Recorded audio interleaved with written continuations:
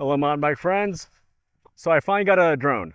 I got the HoverAir X1 ProMax, and I know, I'm officially a full-blown man-child. Um, but in this video, I'm going to be reviewing the HoverAir X1 Max Pro in the context of being a mountain bike YouTuber. Is it worth it? Is it a good purchase or not? And so let's find out. And this is where the problems begin. So I read somewhere online that you could use these gestures to get it to shut down or land or whatever, and it didn't make any difference. It was really frustrating because not only was I wasting time that I could be using for writing, but also I was wasting battery life. I only have one battery, I don't have a charging case, so this was really burdensome. I finally had to resort to the app to get it to land.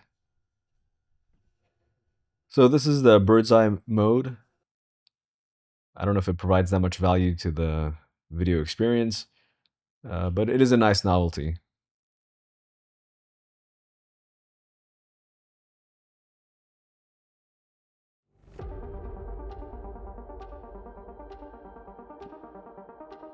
So here we have a flow trail. I'm going pretty fast. I think I go up to like 20, 25 miles an hour. And relatively speaking, there are very few trees here, lots of bushes. So overall, I was pretty sure that the drone could handle this pretty well, but well, as you guys will see, it wasn't the case.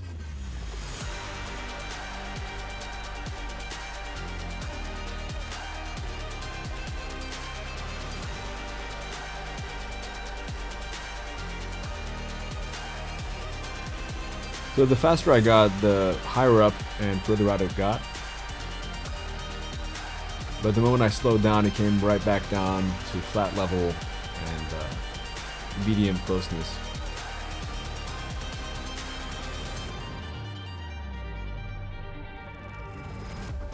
You know, so far it's doing really well. I mean, when it works well, it works really well. Okay, so I was impressed that it kept trying to go, even though it had an impact, but then it just kind of sputtered out and stopped right there. So you have to keep in mind, this thing it doesn't have any like lost mode or location mode. So every time that I looked back and it wasn't there, my heart would sink. And I was so afraid of like losing this thing, given that I just paid so much money for it. It was my first day of trying it out. So it was, you know, a pretty stressful experience.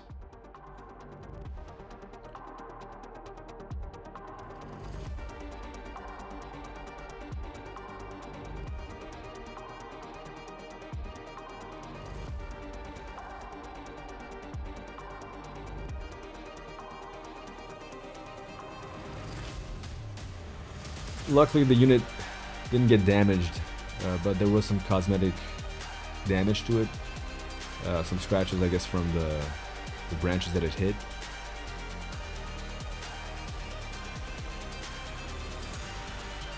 But my biggest concern was dust. So, you know, we're in Southern California. It hasn't rained for months. And the ground, it's like powder on there. So when it would fall, it would just be caked in dust. And it was really kind of nerve-wracking opening and closing the wings because it would make this grinding sound from the sand. And I could only imagine what it was doing to the motor and electronic components.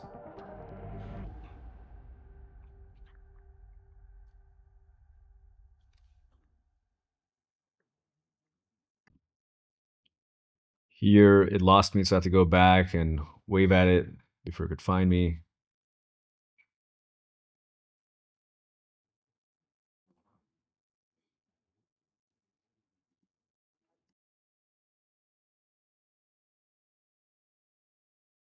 This is the zoom out mode.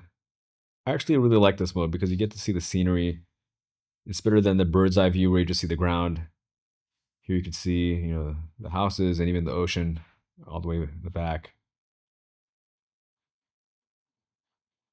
Really helps with setting the context of the video, in my opinion.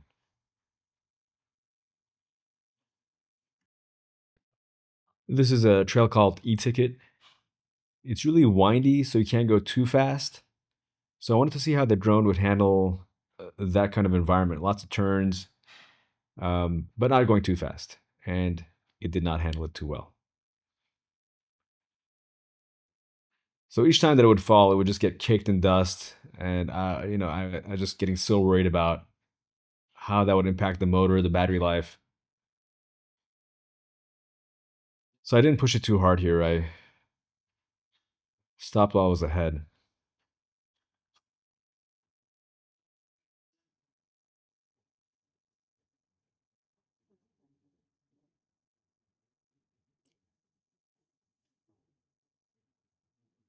Right, this is a straight path, high velocity. I thought the drone could handle it.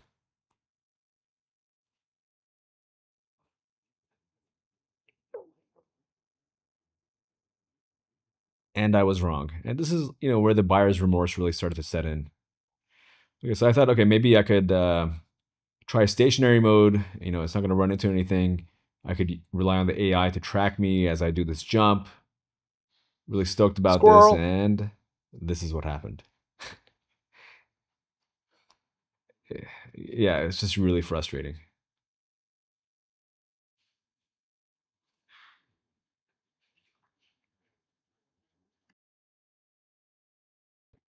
So here I'm doing the climb out of E-Ticket, which is a legendary climb.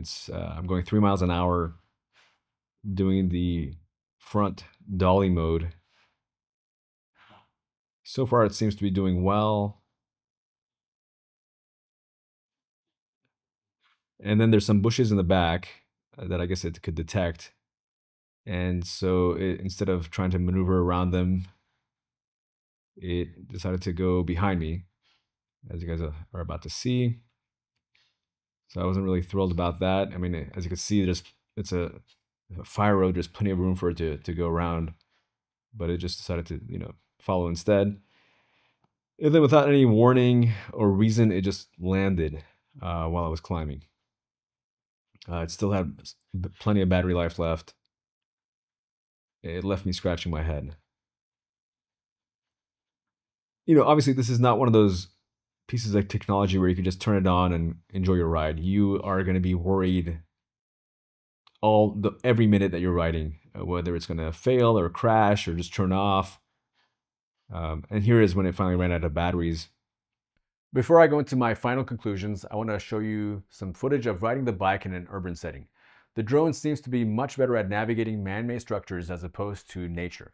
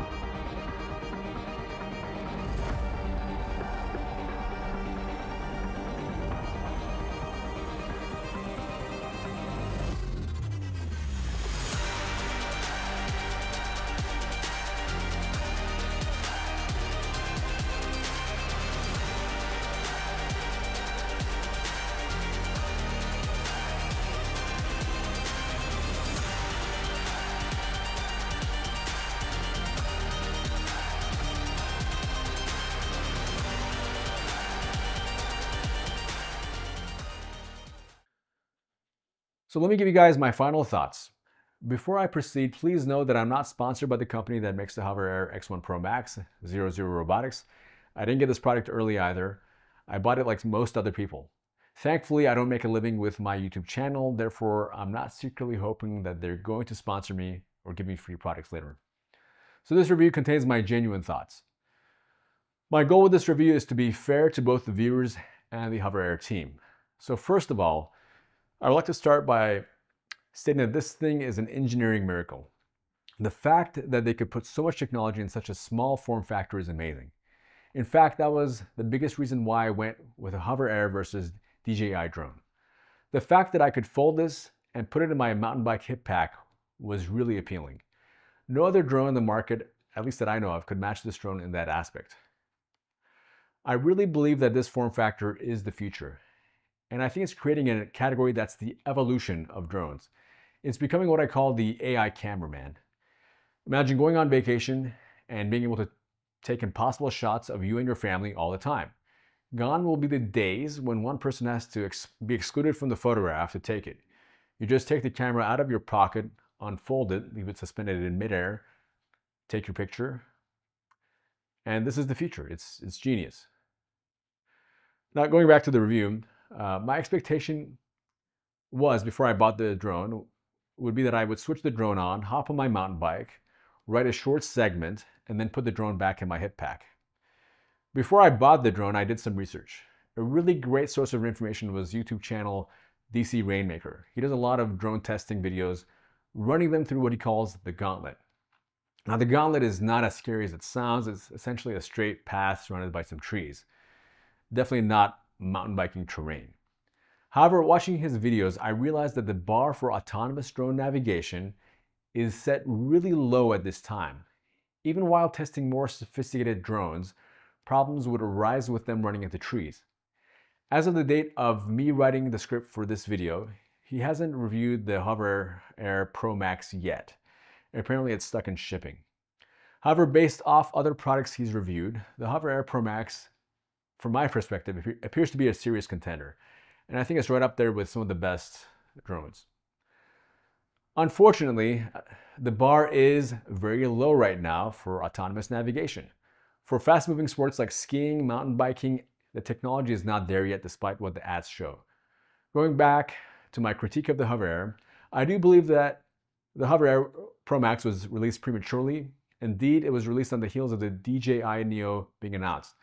And because of the nature of the release, some key advertised features such as autonomous following while filming in 8K are missing. But that's not just that. It's not just that. I had a really hard time finding a single comprehensive and searchable user's manual. Rather than having one searchable PDF, they have smeared information into small YouTube clips all over the internet. It makes it really hard and time-consuming to find what you're looking for.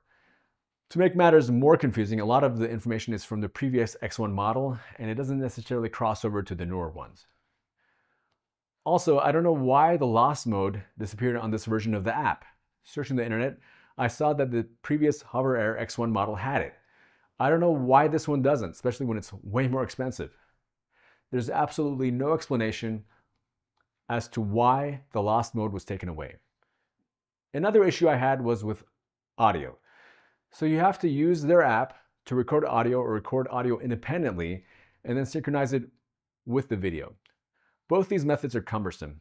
In addition, if you save videos on the drone SD memory card and record audio through the app on your phone, then the video on the memory card will have no audio. You'll be forced to download the video from the drone so that the audio track integrates with the video.